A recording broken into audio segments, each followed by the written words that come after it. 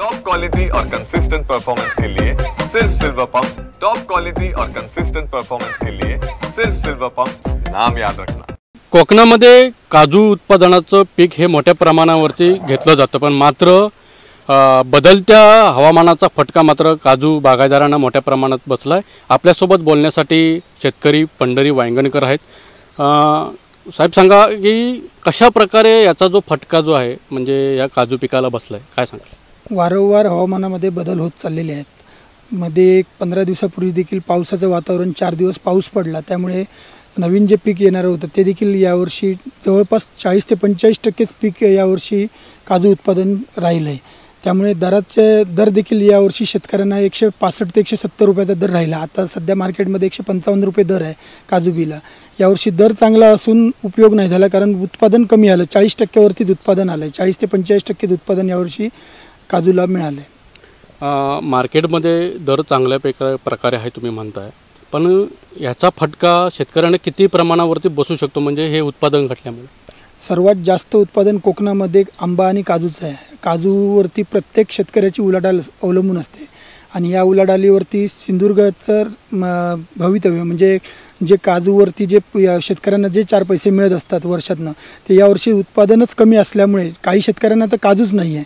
वारंवार हवामानात बदल होत आहेत। आता पाऊस पडला, मध्यंतरीच्या काळामध्ये पुन्हा एकदा एक रोग आला होता, टी मॉस्किटो म्हणून एक रोग आहे, त्यामुळे शेतकरी हवालदिल झालेले आहेत आणि शेतकऱ्यांना खतांच्या किमती वाढल्यामुळे हा मोठ्या प्रमाणात फटका बसला आहे। आंबा बागायत काजूंची साफसफाई करणं, पतेरी जमा करणं, अनेक गोष्टी आहेत। शेतकरी त्याच्यामधून दरवर्षी कोकणातला शेतकरी कधी आत्महत्या करत नाही, कारण तो आत्महत्या करण्याची वेळही त्याच्यावर येत नाही। असं उत्पादन दरवर्षी त्यांना मिळतं, पण यावर्षी गेल्या वर्षी आणि यावर्षी काजूमध्ये खूप फरक आहे। जवळपास 40 ते 45% काजू यावर्षी कमी झालेला आहे, कमी प्रमाणात। जे म्हणजे उत्पादन घेण्यासाठी जी काही रासायनिक खतं वापरली जातात त्याचं याच्यातून उत्पन्न निघू शकतं काय, भरपाई निघू शकते? यावर्षी तर नाही निघणार, कारण यावर्षी 40% ते 45% शेतकऱ्याला काजू पीक मिळालेलं आहे। त्याच्यामधून त्याचं जे वर्षाला लागणारं खत असतील किंवा साफसफाई असेल, गवत मारणे असतील किंवा तणनाशक मारायचं असतील, त्या याच्यामध्ये तो खर्च देखील निघणार नाही आहे शेतकऱ्यांना यावर्षी बऱ्याच गोष्टींना सामोरं जावं लागणार आहे। वल्या काजूला सुद्धा देखील आपण वले काजू विकता, त्याला सुद्धा देखील दर चांगल्या प्रकारे, पण काजू उपलब्ध आहेत?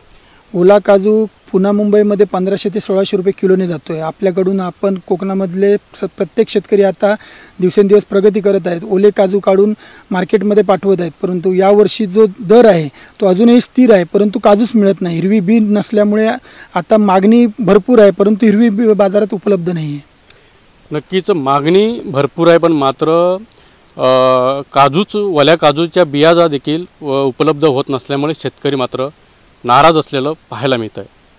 अनंत पाताडे, TV9 मराठी, सिंधुदुर्ग।